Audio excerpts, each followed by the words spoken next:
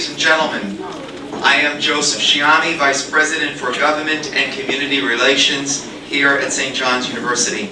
I'm delighted to welcome all of you to our 19th annual Alumni Convocation.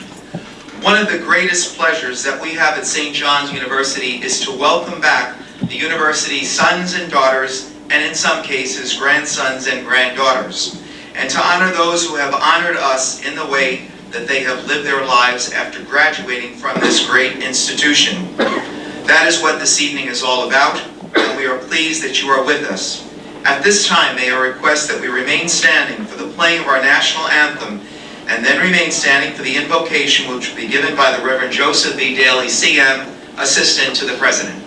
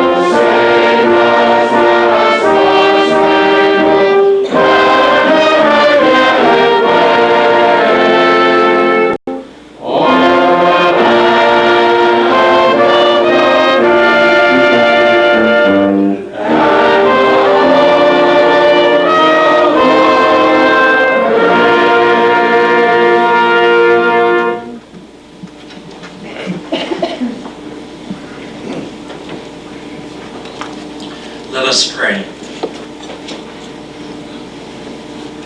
O life-giving God, it is in a spirit of joy and thanksgiving that we come together this evening on this alumni celebration weekend. Joy for the opportunity to gather in friendship with classmates and friends. Thanksgiving for the many blessings to us personally and to our university. Bless St. John's University in its continual efforts to live out its mission, a mission which calls us to respect one another, and in so doing, reach out to those who come to us in their need. May that same mission be the driving force to lift us high as a beacon of light and hope in this new millennium to yet untold numbers of young men and women. Bless our honorees, bless all of us gathered here in your name. And we ask you this, O God, now and forever. Amen.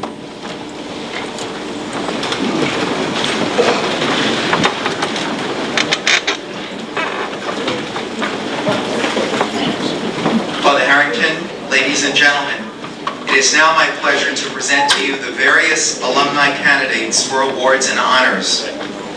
Joining me in reading the citations this evening will be Dr. John Gregg, Associate Professor in the Department of Speech, Communication Sciences, and Theater in St. John's College of Liberal Arts and Sciences. We will begin with the Alumni Outstanding Achievement Medal, which is given to alumni who either have distinguished themselves in their personal careers and professions, or who have made a significant contribution to the life of the university. As I call each name, I ask that the recipient please come forward to receive the medal from Father Harrington. The conferral of the Alumni Outstanding Achievement Medal upon Carmine F. Adimando.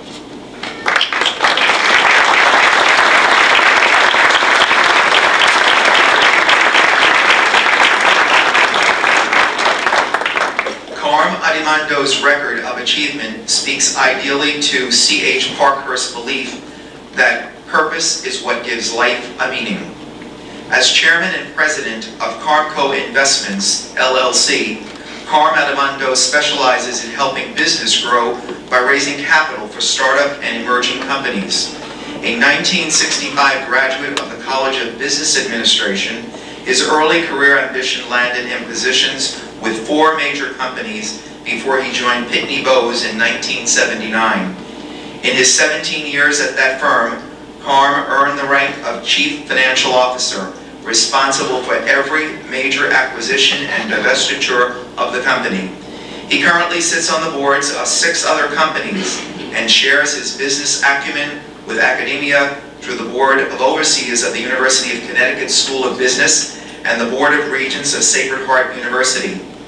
Carm's philanthropic interests include the Franciscan Friars of the Atonement, St. Vincent's Hospital Foundation in Fairfield, Connecticut, and Alma Mater, which he faithfully serves as a member of its Lachlan Society. In recognition of his stellar career and commitment to helping others, St. John's University takes advantage of the 35th anniversary of his graduation by conferring upon Carmine F. Adimando the Alumni Outstanding Achievement Medal.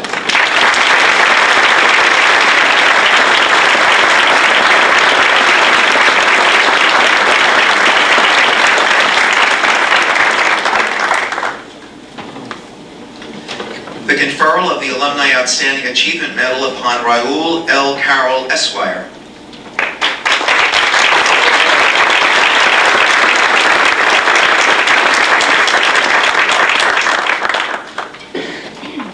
Since 1975, Raoul Carroll has amassed an impressive record of financial, legal, and administrative management.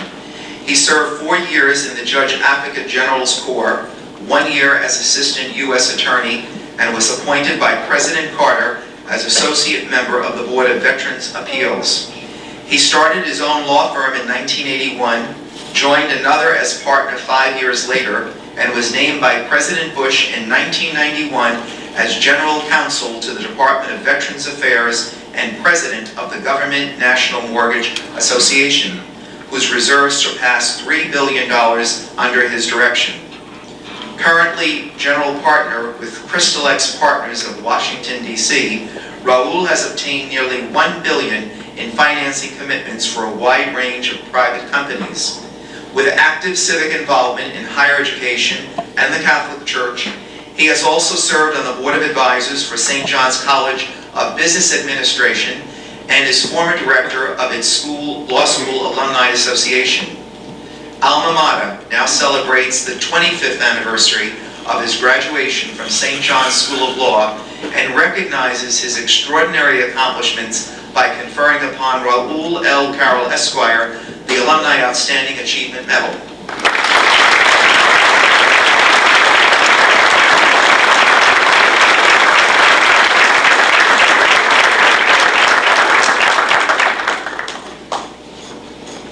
The conferral of the Alumni Outstanding Achievement Medal upon George E. Devine, Esquire.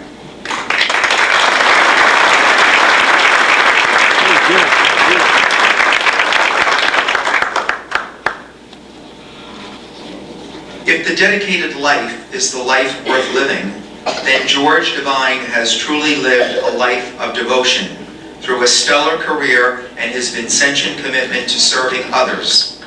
A graduate of St. John's College in 1952 and St. John's School of Law in 1955, George Devine served 4 years as a United States naval officer and joined Grumman Corporation's legal department in 1959.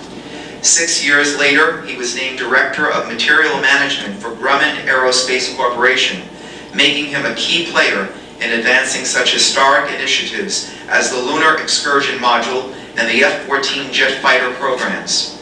For 17 years, until his retirement in 1993, George was president of Grumman Info Conversion, specializing in the design and installation of image processing systems for a myriad Grumman clients.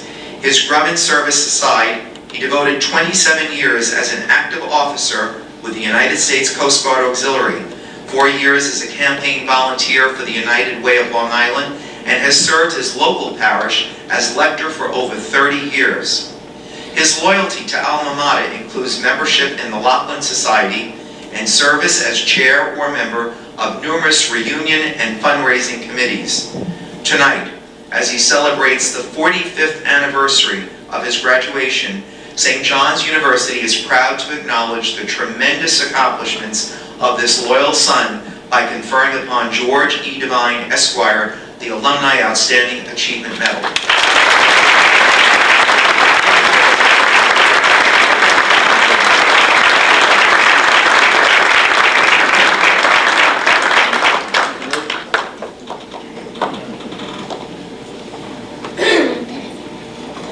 The conferral of the Alumni Outstanding Achievement Medal upon Gerard Fernandez, Jr., Esquire.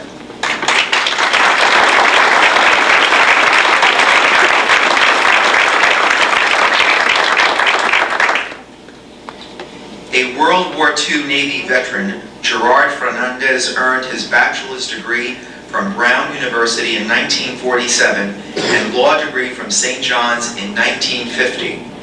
That same year, Jerry joined Hawkins, Delafield, and Wood, the firm he still calls home today. A partner for 34 years and of counsel to the firm since 1995, Jerry has devoted his career to public finance issues and has served as bond counsel for many cities, counties, and other public entities throughout New York State. He was an integral part of financing to restructure the debt of New York City in the 1970s and has represented other states, political subdivisions, and public authorities nationwide in revenue bond financings. A member of several bond industry organizations, Jerry has also been active in 5 local and national bar associations. He is a member of the Laughlin Society and has served alma mater through its president's cabinet and as a university fellow.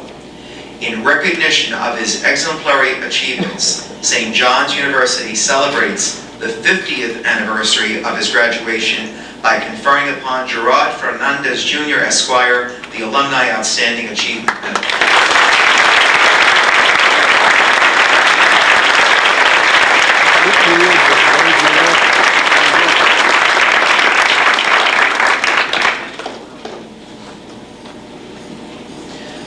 Conferral of the Alumni Outstanding Achievement Medal upon Thomas M. Fitzgerald, Esquire.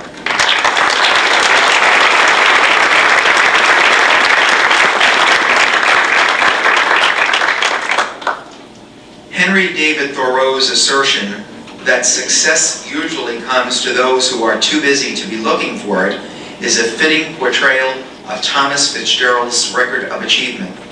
As board chairman of Sheffield Pharmaceuticals, Inc., Thomas Fitzgerald leads a company that develops therapies for many diseases using pulmonary delivery systems. He stands at the apex of a distinguished career in the pharmaceutical industry. It is a career that includes service as a corporate officer and director for Fitzgerald Corporation, now Aventis, where he supervised its legal, regulatory, and government relations functions, and SmithKline Beecham, where as Assistant General Counsel, he was responsible for the United States and international legal matters. A 1975 graduate of St. John's School of Law, Thomas is a member of the American and New York State Bar Associations and remains active with the alumni associations of both St. John's University and Boston College, where he received his undergraduate degree. He has diligently served his community as a volunteer coach for several youth sports leagues and on the Board of Governors for Our Lady of Mercy High School in Rochester. For his exemplary achievements and commitment to career, community, and alma mater, St. John's University is pleased on the 25th anniversary of his graduation to confer upon Thomas M. Fitzgerald, Esquire, the Alumni Outstanding Achievement Medal.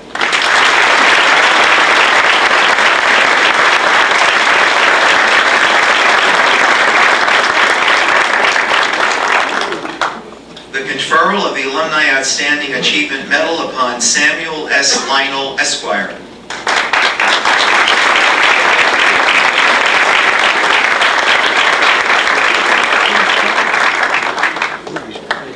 Roger Babson once said, "The successful man is one who had the chance and took it." By all accounts, Samuel Lionel has embraced opportunity to become a legal eagle among America's elite, spending a half-century plying his trade on both government and private sector levels. A 1940 graduate of St. John's University School of Law, he served his country in World War II and the armed forces, including as a law instructor at the United States Military Academy and as a lieutenant colonel in the Judge Advocate General's Corps. He turned to private practice in Nevada, and in 1967 teamed with former Nevada Governor Grant Sawyer to found what is now Lionel, Sawyer & Collins, the state's largest private law firm.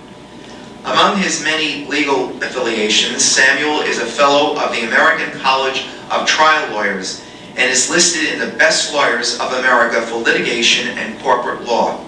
He is also a member of the Laughlin Society.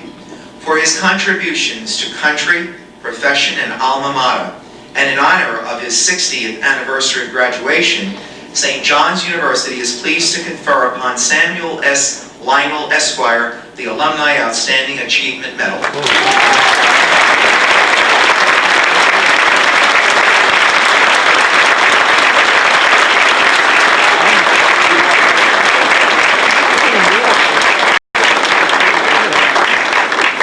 Ladies and gentlemen, may I now present to you Dr. John Gregg.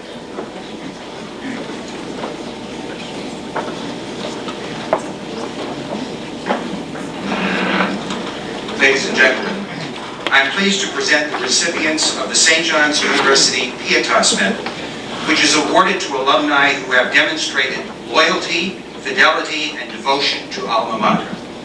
Again, would the honorees please come forward as their names are called. Presentation of the Pietas Medal to Margaret A. D'Angelo.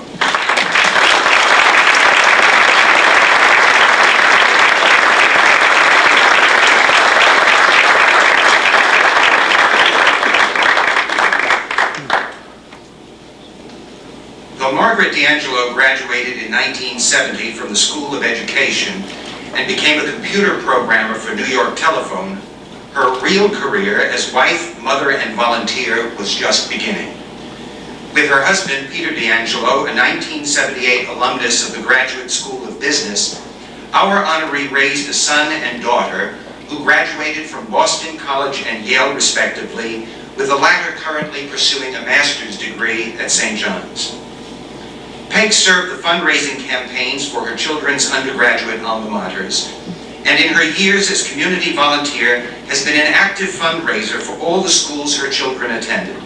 A dedicated parishioner at St. Anne's in Garden City, she is a member of its liturgy and adult education committees and serves as Eucharistic minister and part of its Renew 2000 core group. Peg's loyalty to St. John's includes serving as a member of the President's campaign cabinet and vice chair, along with her husband, of major gifts for the university. Tonight, St. John's University celebrates the 30th anniversary of her graduation and proudly recognizes her accomplishments and commitment to alma mater by conferring upon Margaret A. D'Angelo the Pietas Medal.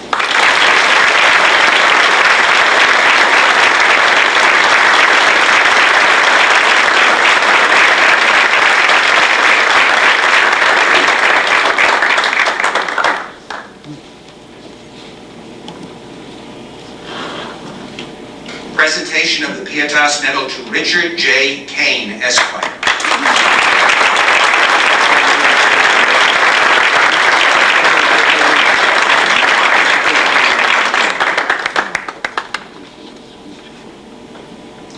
George Santayana once observed that real unselfishness consists in sharing the interests of others.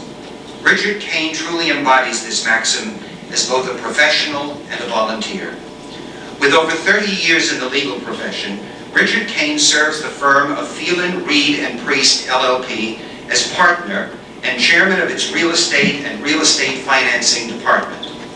A lecturer and writer on many real estate law subjects, he has chaired over 30 educational programs nationwide and has been published in local and national law journals. Richard also taught at New York University and served leadership positions in several legal committees and fraternities. A 1962 graduate of St. John's College and 1965 graduate of the School of Law, Richard has devoted an extraordinary 32 years of volunteer service to the Law School Alumni Association Board of Directors. Board President since 1994, he has increased its active committees fourfold and seen its chapter base grow to include 8 new groups in the tri-state area, as well as Washington, D.C., South Florida, Albany, and Southern California. Now, on the 35th anniversary of his graduation, and in acknowledgement of his outstanding professional accomplishments and fidelity to alma mater, St. John's University takes pleasure in conferring upon Richard J. Kane, Esquire, the Pietas Medal.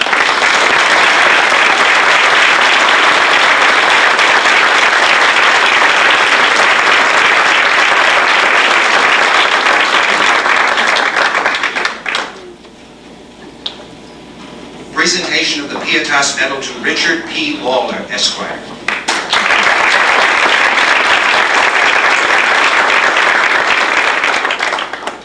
If, as Wilfred Grenfell contends, the service we render others is the rent we pay for our room on earth, then Richard Lawlor is truly a model tenant.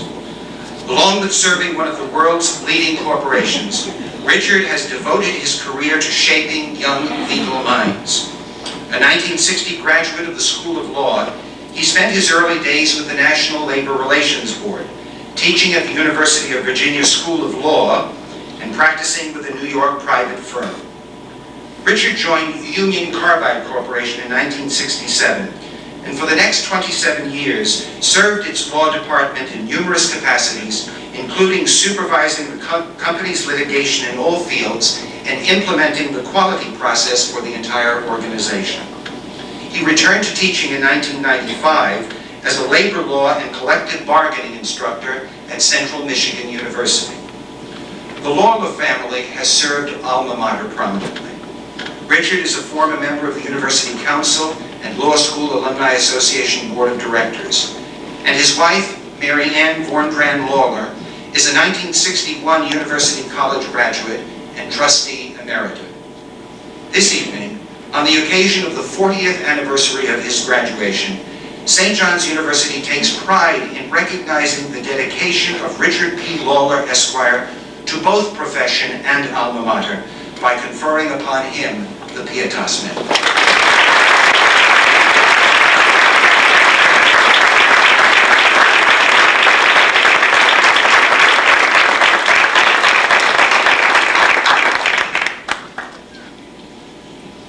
Presentation of the Pietas Medal to Kathleen F. Meehan.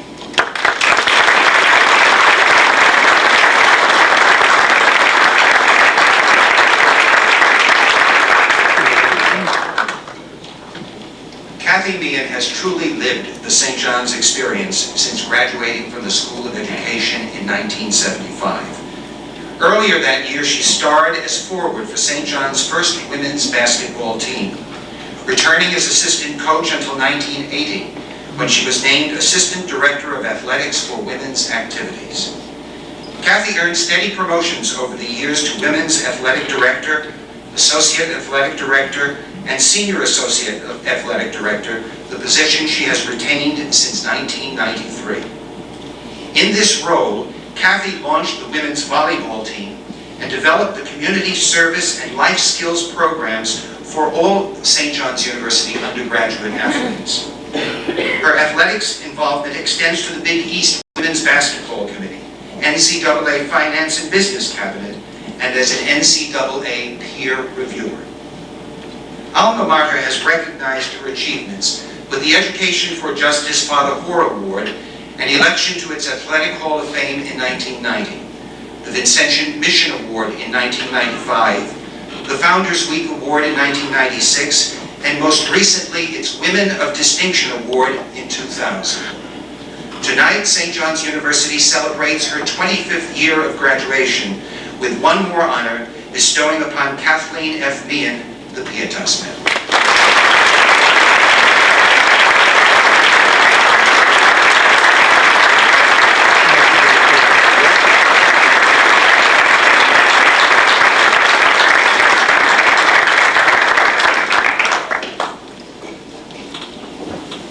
Presentation of the Pietas Medal to Margaret A. Ray, Esquire.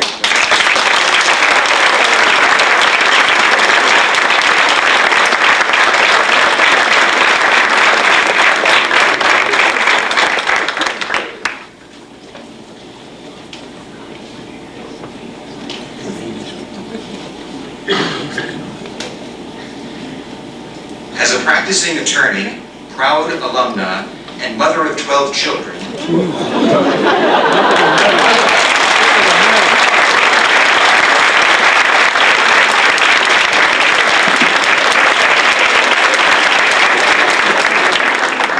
Margaret Ray has always remained true to her roots.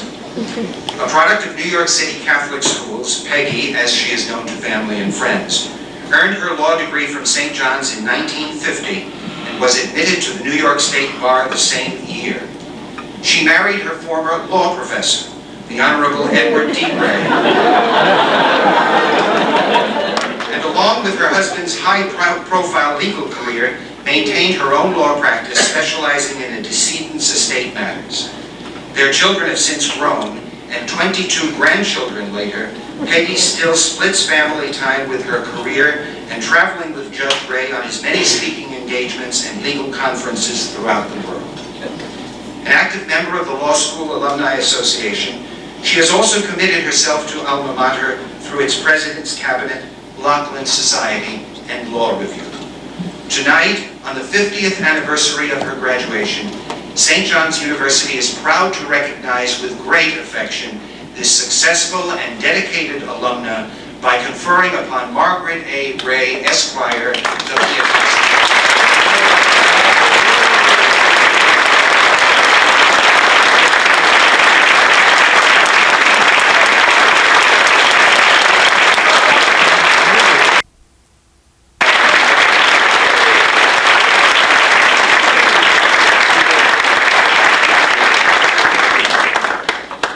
If the purpose of life is a life of purpose, then Vincent Alexander found his calling through multiple means to a common end. Indeed, he has run the gamut of roles with St. John's University School of Law, underscoring versatility with steadfast performance in 23 years as teacher and as administrator for alma mater. A law school faculty member since 1977, he has also served at various times as its assistant dean, associate academic dean, and acting vice dean. The school's interim dean for the 1999-2000 academic year, Vince has played an integral role in the expansion of faculty, the significant increase of its scholarship fund to attract an even greater number of highly qualified students, and facility modernization through the recent addition of a state-of-the-art computer laboratory. He has fulfilled these duties admirably, all the while maintaining his teaching role as Professor of Evidence and New York Practice and serving as faculty advisor for the St. John's Law Review. Beyond his school duties, Vince is co-author of Evidence in New York State and Federal Courts and writes annual practice commentaries on the civil practice law and rules in McEnany's Annotated Laws of New York. As a member of the Federal Bar Council, he also edits its annual Second Circuit Red Book, a directory of personnel and procedures for all federal courts within the Second Circuit, and is a frequent lecturer for judges and bar groups throughout New York State. Vince faithfully gives of himself outside the legal arena as an assistant scoutmaster and merit badge counselor for Boy Scout Troop 97 in Manhasset, Long Island, and as a member of the Lachlan Society and President's Club. On the 25th anniversary of his graduation, St. John's University affirms its grateful appreciation for Vincent Alexander Esquire and his dedicated service to alma mater by bestowing upon him the President's Medal.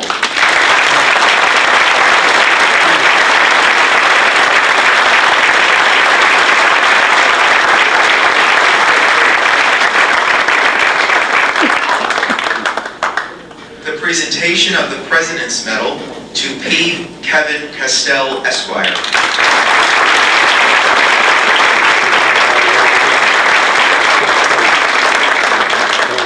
James Lane Allen once said that in all human affairs there are efforts and there are results, and the strength of the effort is the measure of the result. By this formula, Kevin Castel's input on behalf of career and alma mater has made for significant dividends. A partner in the law firm of Cahill, Gordon, and Rendell of New York since 1983, Kevin Castel has spent much of his career fulfilling significant leadership roles in federal, state, and local legal circles.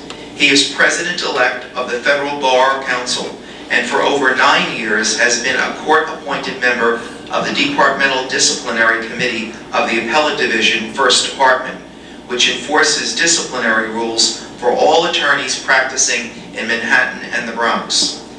Kevin is also a court-appointed mediator in the Southern District of New York, former chair of the Commercial and Federal Litigation Section of the New York State Bar Association, and has been a member of several committees of the Association of the Bar of the City of New York.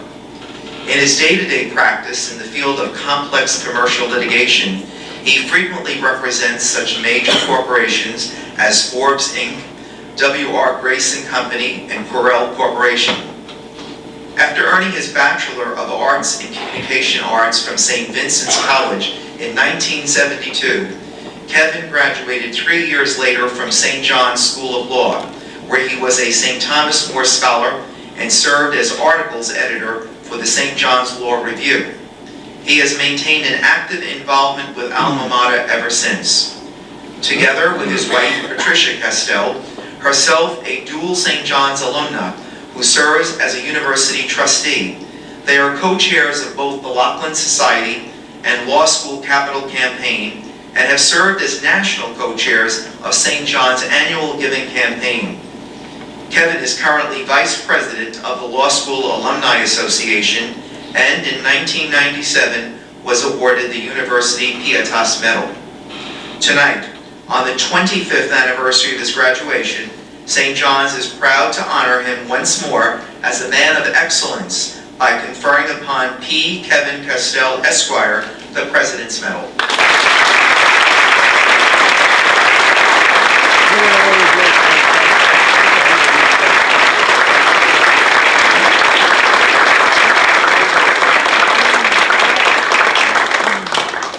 Presentation of the President's Medal to John G. Forrest, Jr.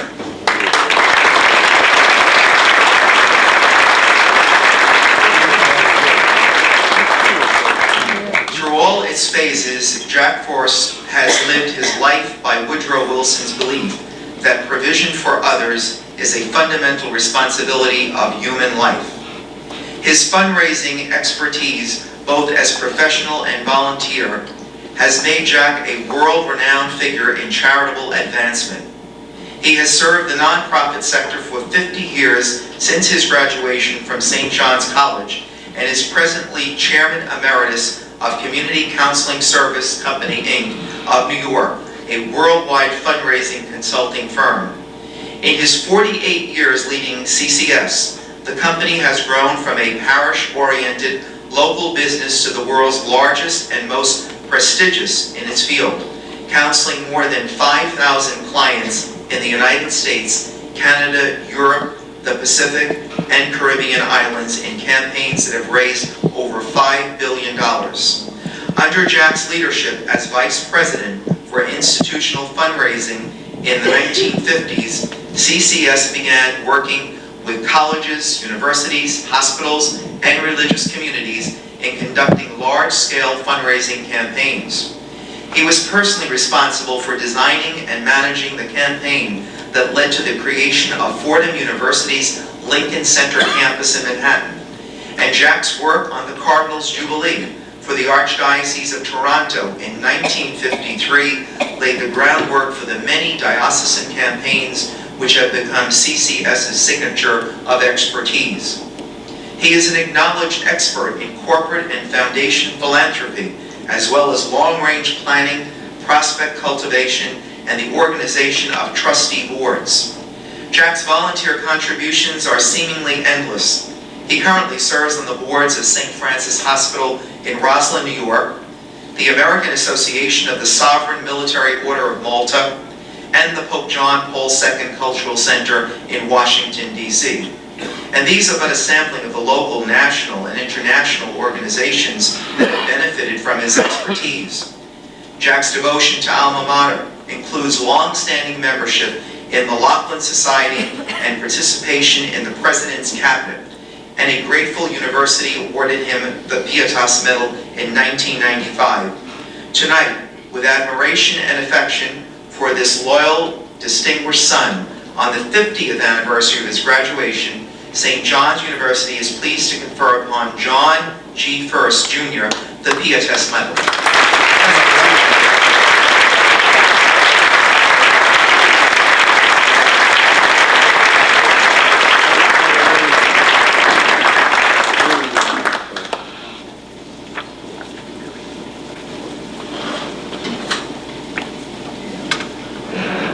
Ladies and gentlemen, it is now my great privilege to present the recipient of the St. John's University Medal of Honor, which is the highest honor that the university may bestow upon an alumni. Conferral of the Medal of Honor upon Cora T. Walker, Esquire.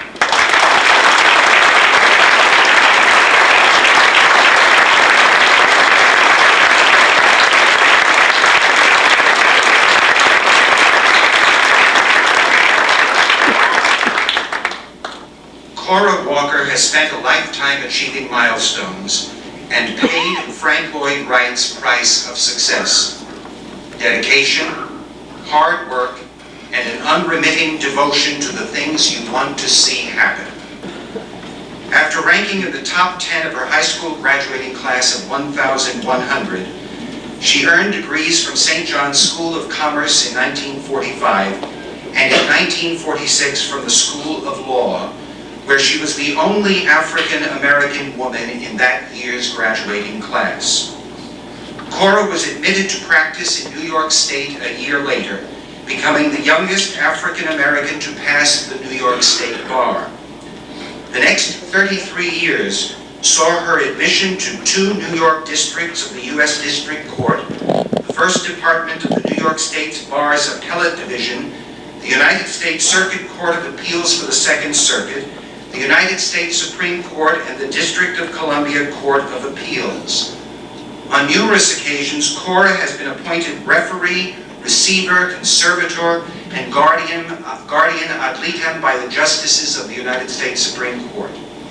A partner emeritus in the firm of Walker and Bailey, her career encompassed a broad span of successful litigation and practice, particularly in serving and protecting the rights of the African American community. She won judgments on a church's behalf in a mortgage fraud case, established a consumers cooperative supermarket in Harlem, winning the right to hire and train unemployed and underemployed residents for entry to the industry, and consulted community and government agencies in 6 states on establishing, coordinating, and counseling community human development organizations in housing and food cooperatives. Active over the years with numerous professional associations and community interests, Cora has earned dozens of honors, including the Greater Harlem Achievement Award in 1996 and election to the National Bar Association Hall of Fame. Her support of alma mater includes membership in the Laughlin Society and Black Alumni Association. In acknowledgement of her extraordinary achievements, the School of Law awarded her an honorary Doctor of Philosophy in 1992. Tonight, St. John's University celebrates the 55th anniversary of her graduation, and with deep admiration, recognizes the dedication, excellence, and service of Cora T. Walker, Esquire, by conferring upon her the highest award that can be given to an alumna, the Medal of Honor.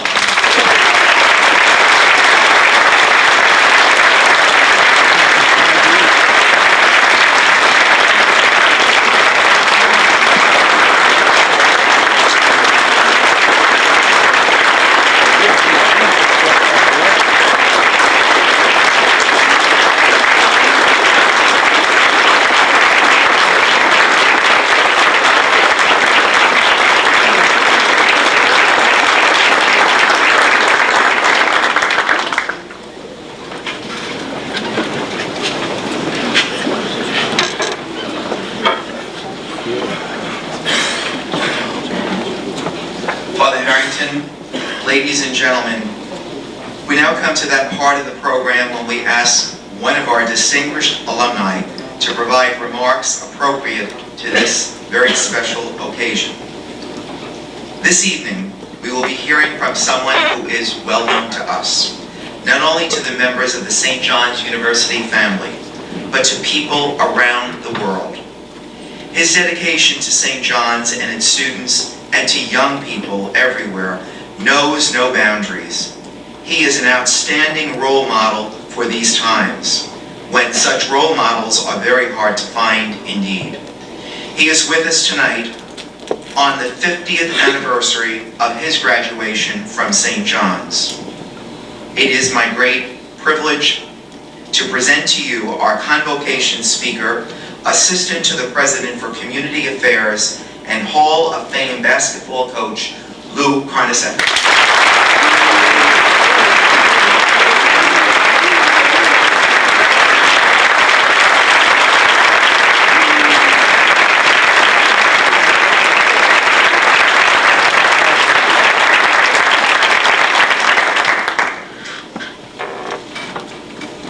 I'd certainly like to congratulate all the award winners. And Honorable Judge Walker, we have many things in common. You both graduated from St. John's. You worked very hard on the legal court. I worked on the hardwood court. But there's one major difference.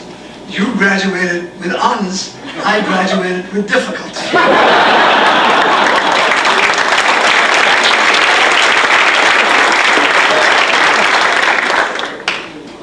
Doesn't seem the 50 years have passed since I escaped from Fordham and the Jesuit fathers and found asylum at St. John's with the good Vincent.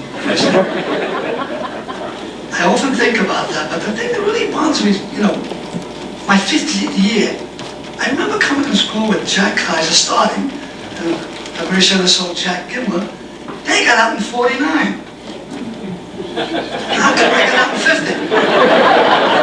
They kept telling me, well, you need a few more courses. I finally got out. I can remember my first trip to St. John's. I'm not going to say it took me long from, East New York, but I finished Gone with the Wind. And I remember Danny Buckley meeting me at the L and taking me to St. John's and Lewis and Willoughby. And he came and said, look, we gotta go down to the cafeteria. I said, why? Well, all the guys hang out there. You know a lot of them. I said, great, let's go down. I can remember walking into that cafeteria. I thought it was a speakeasy. There was so much smoking, but you had to wear a mask. Okay? But there's one thing that stuck out and really struck me. That every other table was an ascension, smoking. But I can't tell how I felt so much at home being in that area. A lot of World War II veterans, but they made you really feel at home. And of course now I had to go to see Father Meyer, who was the dean at that time. And I can remember walking into his office, he was behind the desk. I think I was going to the ward. And he picked up my transcript and says, I see. Another Italian-American who wants to become a doctor. I said, Father, I can't even put on a Band-Aid. So I says, well, let me see what we can do here. He said, I can't put you in a science course. I can't put you in the pre-law. He said, let me see what we can do. And he said, I think we're going to give you a shot. And before he got that word shot, I was out. Because I was afraid he might call me back. You think about certain times that perhaps are serious, or perhaps, solemn. And every time I think about this case, it makes me think about Father Meyer, who was a wonderful man. Beneath that veneer was a real good guy. And I can remember at that time, we had lost Father Mahoney. He was the president at that time. And I remember we had a solemn high mass, and the church was packed. Students, hierarchy, everybody was there. And of course at that time, they wore the Berettas. And at a particularly solemn part of the mass, the altar boy got the Berettas mixed up. Now Father Phil was a short fellow, and Father Meyer was a very tall guy. So he gave Father Meyer's hat to Father Flynn, the hat went down here. And he gave Father Flynn's hat to Father Meyer. Right on top of his head, like it does. Okay? Now let me tell you, the whole church ran out. From underneath the chairs, it was an unbelievable situation. I tell you what, I never saw the altar boy again. After finishing with Father Meyer, I go down to the cafe, to the great gym. The great gym was the hub, was the place where we all hung out in between class, and the cafeteria was right next to it, went out there. And it was a very important thing at that time. We had the occasion and the privilege to meet with celebrities. I'm talking about the great sportsmen like Coach Lapchick, Coach McGuire. And it was so good to see that these fellows were regular men. They would sit down and talk with you, spend a part of the day with you. And so, to us, who we read about these fellows on the back pages of the Daily News, the Mirror, all those papers, it was really a wonderful, wonderful event. Make us feel part of the university. And of course, when you think about the great, you think about intramural sports. We used to play our basketball games at that time. And the basketball games were always played between 12 and 1 o'clock. Space was very limited. So you had to come down after class, jump into your sneakers, get your shorts on, put your t-shirt, go out and play. And of course, you'd play for about 40, 45 minutes, and now it was about 5, 10 to 1. You never had a chance to take a shower. But we solved that problem. We had the academic gowns. So on top of our sweaty clothes, we'd run upstairs and get into the classroom. After 4 or 5 minutes, the professor would, please, for heaven's sake, open up the window. Okay? Who has the foo-foo water? Let me tell you, then when the window was open, that cold wind would hit you, so help me God, the steam would take the paint off the walls. But no, then all of a sudden, kind of, things went by, we had no problem with that, but you really found out who your friends were. Everybody was putting the seats away from you. And of course, when we talk about St. John's, and I would be very remiss if I didn't talk about the professors. We've got some great men. The first guy I think about is Professor Joe Zinzer. Walter Cronkite. He could make that history class believe that you're right in the thick of battle. You can hear the bombs crashing all around you. You can hear the armor clashing. So he really had that tremendous, tremendous technique to make you feel part of that, what was going on in history. And once a year, he would take one class and spend it on the history of basketball. He would talk about the Wonder Five. He would talk about the great coach like Buck Freeman. And he would tell you how rules would change because of the Wonder Five. If you played against the Wonder Five in those days, you wouldn't see the ball for a month, okay? They put the 10-second line in, and that changed the sport. They also enlarged the 3-second. He was a marvelous, marvelous professor who had that rare technique to really make things so real. And then, of course, we had Professor Sano. Professor Sano taught mathematics. We called him Major Sano because he had spent time in the Marine Corps. If you took his class, you'd think you spent 3 weeks down at Paris Alley in boot camp. And I think it might have been Jim Ducey said, Lou, why don't you take Sano's class? I said, all right, fine. So I took his class, and of course, Salo, I can still see him right now. He said, gentlemen, by the time you get out of this class, you'll be very proficient in algebra, intermediate algebra, geometry, trigonometry, and calculus. I had a tough time with subtraction and addition, okay? And he said, to make sure you fellas really do a good job, we're going to have a quiz every day. And we're going to have homework every night.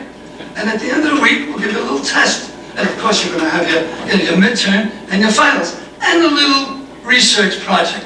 Oh my God, the Holy Ghost came down. I couldn't pass this test. But I did very briefly. As soon as he finished with that, I stood up and started walking out. He says, where you going, Lou? I took this course.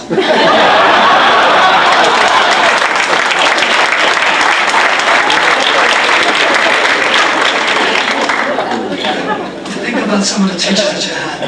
And of course, I have to think about Father Burke. Because if you have exemplified definition of what a gentleman is, a person who causes no pain, he fully exemplified that. This was a sweetheart, a real saint. It was always good for a B. Father Burke really, really impressed us. The way he poured himself, the way he handled himself.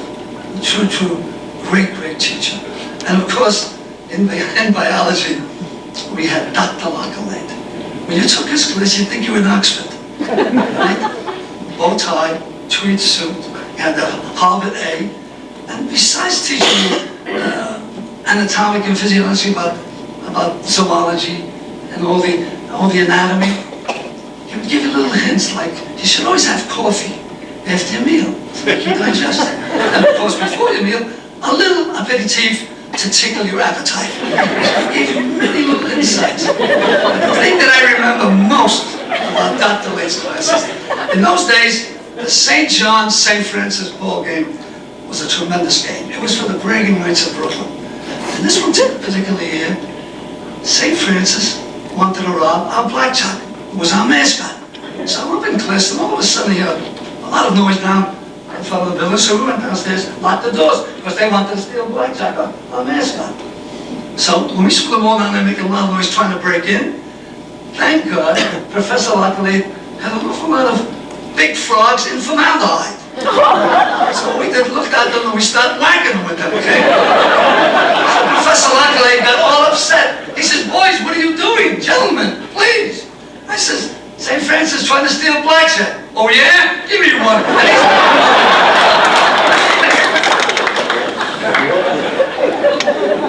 They're all true, believe me. Yeah, there's something else we think about St. John's. I think that's why we have to be so proud. We think about the Vincentian tradition and teachings. We certainly gave us an opportunity to practice our faith. We always had mass just like today, 8 o'clock and 12:15. And of course you always had confession. And you know how the good Vincentians are in that box. They're pretty good. As a matter of fact, you could take home the chandeliers and they would find a way to absolve you. Okay? And of course,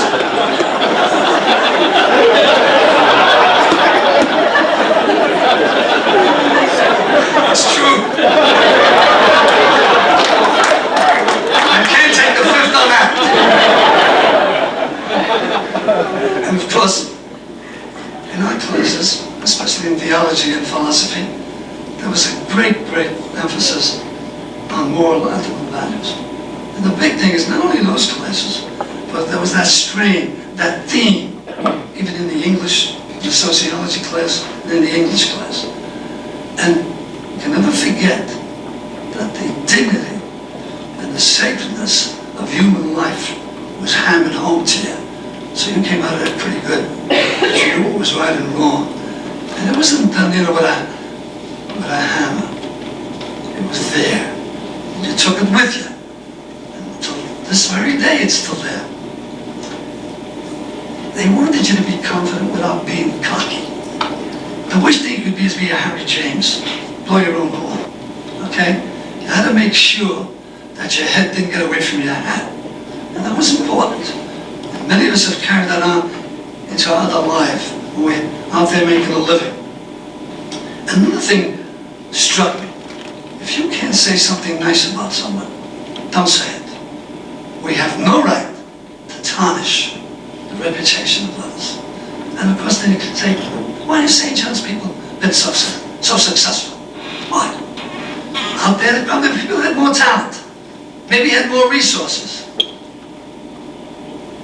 But we got a pretty good education.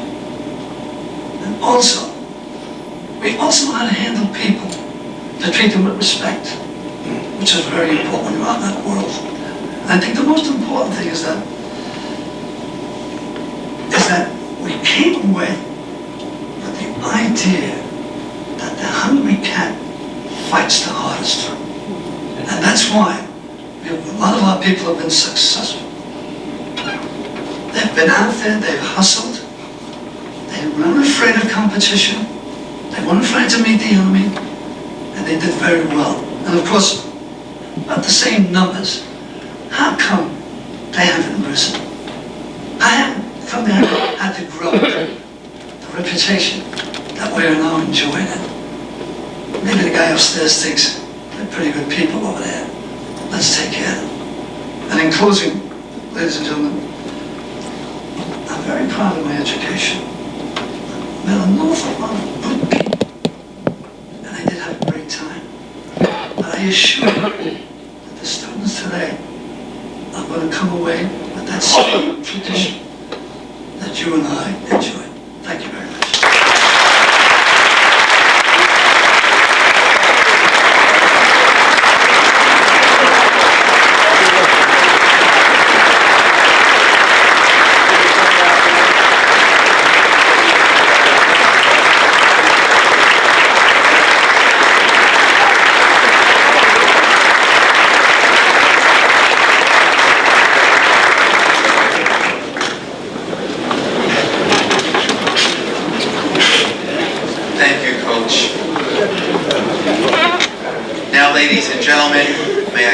introduce to you the president of St. John's University, Reverend Donald J. Harrington. You may be wondering why Lou has not been honored tonight on the occasion of his 50th anniversary of graduation from college and his 40th anniversary of graduation from graduate school. The Board of Trustees recently approved the conferral of an honorary degree upon Lou, and that will be conferred at a special convocation in November. And at that time,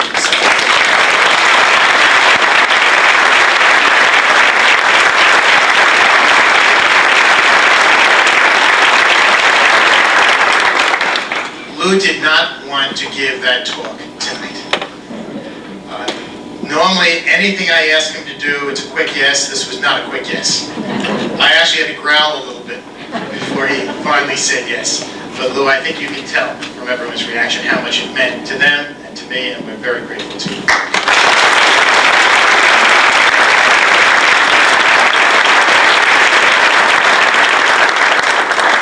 Lou is a very, very important part of St. John's University. Just as important to us is his lovely wife, Mary, and we're delighted Mary's with us today.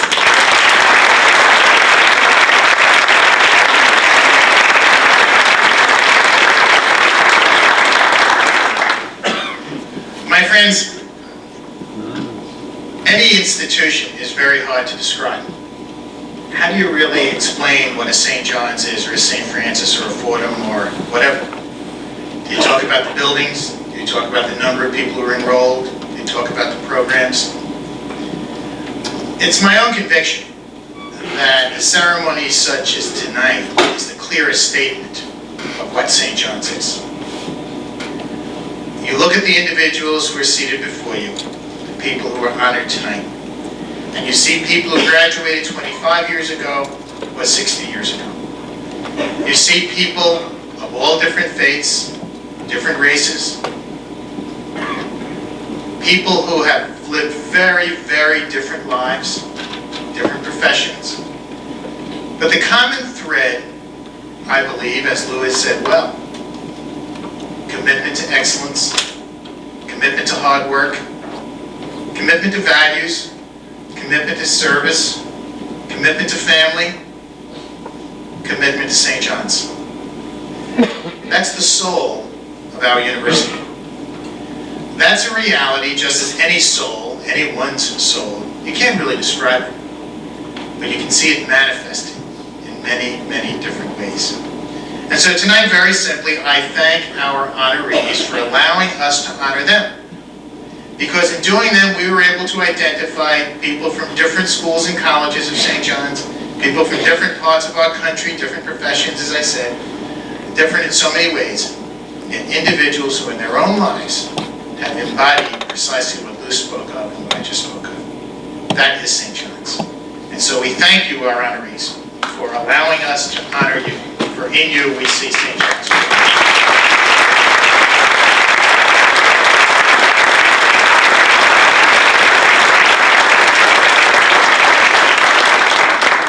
I also must say a final word of thanks to Cora Walker for being with us and for honoring us by her presence. Cora has not been well, and actually just within the last week or two, Cora did not think she was going to be able to be with us, but rather some members of her family would accept the award. We're absolutely delighted, Cora. We are so, so proud of you, the very special person who you are.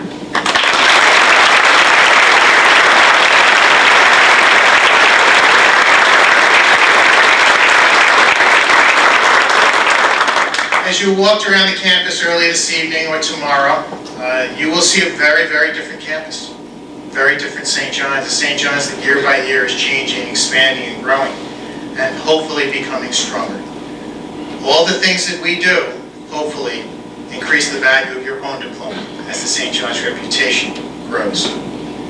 I assure you of one thing, however, it may look different. There may be different buildings, but the bottom line is we continue to be St. John's, that soul, that heart and soul, which has touched so many people's lives, which we hope for many, many centuries will continue to touch the lives of young people. Thank you.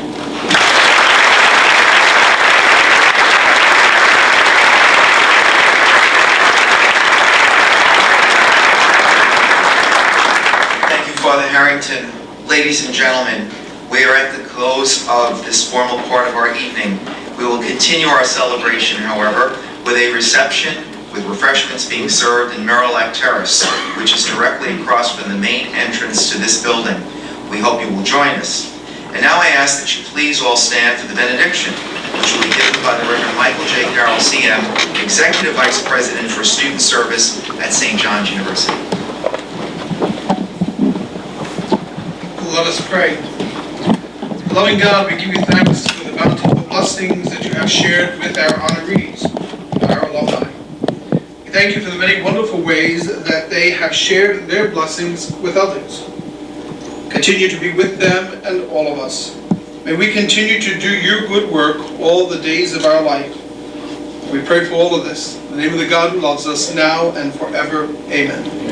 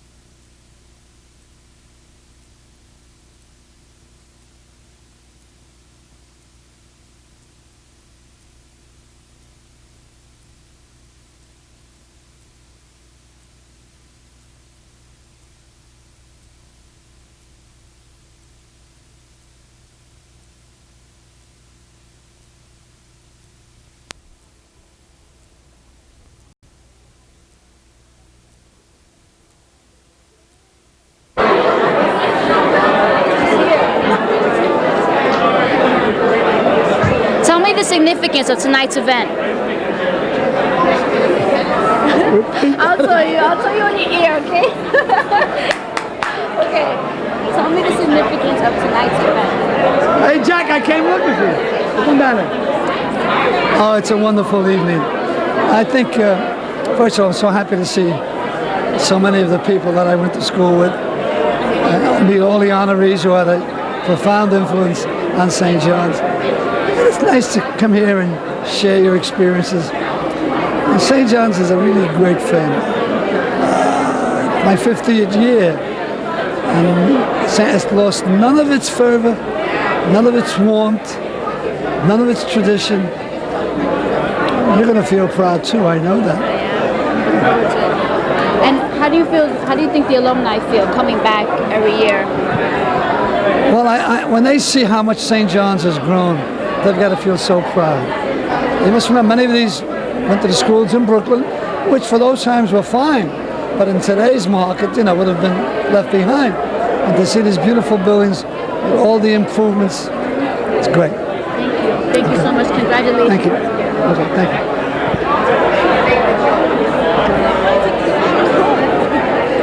The ones for the banquet, the ones that I had, they lasted a long time. Yours, I went to Samantha's house, like 2 days later, they were dead. He's like, oh, I didn't order it. I was like, oh, no, mine lasted like since the banquet. Like I threw them out the other day.